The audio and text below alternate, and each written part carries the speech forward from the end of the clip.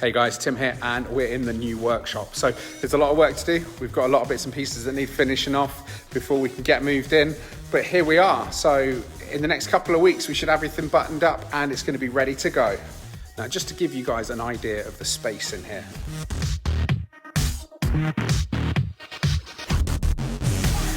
This workshop is probably big enough to fit about 22 Mark IIs in. Now that wouldn't leave us any space for storage, which is why we're going upstairs. So first of all, you'll notice I'm stood between two 20-foot shipping containers. Now, we're not going to start importing and exporting Mark IIs, even though that's not a bad idea. So these were just dropped off and left for us to sort out. So telehandler brought them in, and then it was down to me to put them where I wanted them. So hopped on the forklift, which conveniently we've got in the new workshop, and just gave them a little nudge until we found out actually where we wanted them to go. So we've decided that we can have them sort of split apart, about 8 foot between them, so we've got a good car space between.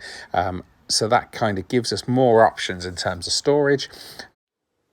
We're going to use these to basically build a second floor in the workshop that we can have storage, bit of a kitchen, bit of an office, bit of a chill out space. So inside these two shipping containers, we're going to store some cars. One in the other, we're going to leave the doors open so we can fit two Mark IIs in kind of the length of the container. So because it's 20 foot, we'd only fit really 1.5 cars in. So what we're going to have to do is build a ramp to allow us to just basically get the cars up and down and have it parked in here.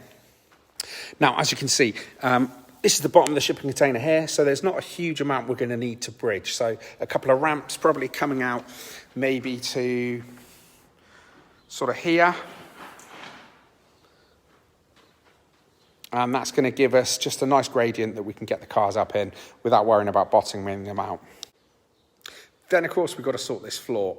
It's very dusty, it's very dirty, it's not in particularly great shape. So what we're going to do is we're going to sweep it out, get it nice and clean, and see what we're up against. I mean, straight away, we can see we've got some holes like this that need to be filled. So just to give you an idea, yeah, that's quite a hefty pothole.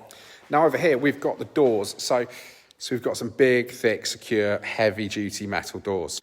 Now, the problem we've got is that, weirdly enough, there's a bit of a drop on this floor. So to get in and out, we've had to put a ramp in. So it doesn't look that steep. And we have tested this, so we know it's okay.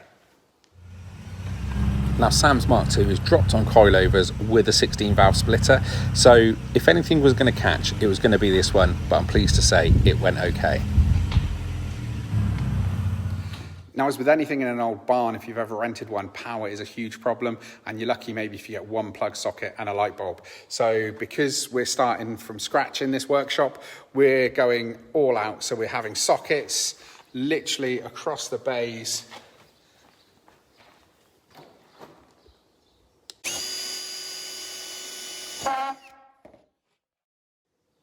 Along with some strip lights basically on every single wall. So it's going to be nice and bright. We've whitewashed the walls just to give as much light and make it as bright in here as possible, because you can imagine at the back here with some cars stored, it's going to be a little dingy, especially with a roof over the top.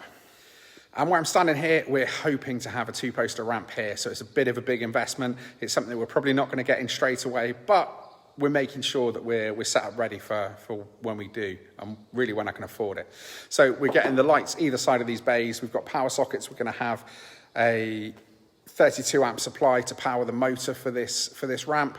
And do you know what? It's the first time I'm ever going to have had a ramp in a workshop that I've been in. So for me, this has always just been a hobby. So to be able to move my hobby up to that next level is just so exciting. So as you can see, we've got a lot of work to do. We've painted the walls, we're making a start on the electrics, we need to clean the floor, we need to fill some of the holes in it. So yeah, we've got our work cut out, but hopefully when it's done, it's going to be something that's going to be a lot of fun for us to come and play in at the weekends. So guys, with that in mind, remember to like this video, subscribe to the channel. It really does help, because we do this just for fun. And I'm blown away that there's so many of you that actually watch for an update and want to know what we're actually doing. So guys, thank you so much for that. We're about 900 subscribers now, and I never once thought there were that many people that interested in what we were doing up here. So guys, thank you so much, and I promise we'll have the next video up soon. Now, obviously, we're still kind of in some sort of lockdown, and the social distancing measures in the UK here haven't really been lifted that much. So it's meant that my hair was getting out of control. And as you can see from the picture, yeah, something needed to be done. So luckily, my brother, who was actually going to be sharing the new workshop with me, he decided to take special measures and sort this mop out. When was the last time you charged it, actually? Dude, do you know what you're doing? What? Mate, what are you doing? How short on top did you want to go? Bruv, I'm not going short. what are you doing? I'm not going short. With the bumper, it's like such a little delicate thing. It's just like, I've got 40 other things to do today. It's like, mate, we're not shearing sheep here. I'm trying to leave him with a comb over. Seriously, right? Today, I find out that my Mark II is full of rust. I'm going to have to take the engine out. I'm going to cut the bulkhead out. And now my brother's attacking me with some clippers that I don't think he knows what he's doing. I look like a shit extra from House Party. Yeah, so that was a productive day in the workshop, obviously. Yeah, it's a lot better. So thank you, Ed. I know you enjoyed chopping my hair off. And actually, it's come out all right. So it should do us until I can go and see a barber once things are back to normal. Now, guys, if you want to know about the Mark II Barnfind GTI, have a look over on our Facebook page, the Mark II Golf channel on Facebook. Now, we've done some work to it. Not a lot. We've stripped it down. We've got it ready to start looking at welding it. But obviously, we can't do anything with it until we're into this new workshop because there's a lot of work to do on that car. So we're going to get it in here. So at least we're not trying to move it halfway through the project, having it completely stripped out. So, guys, take a look on Facebook. Have a look at that. Get an idea of what we're up against. Remember to like this video and subscribe to the channel to be notified of the next update of that Barnfind GTI project.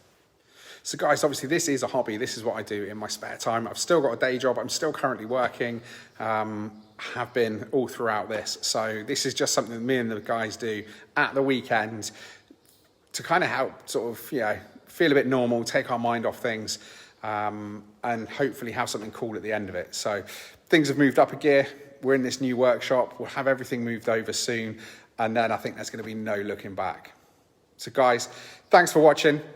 I know it was a short video, but I look forward to seeing you on the next one.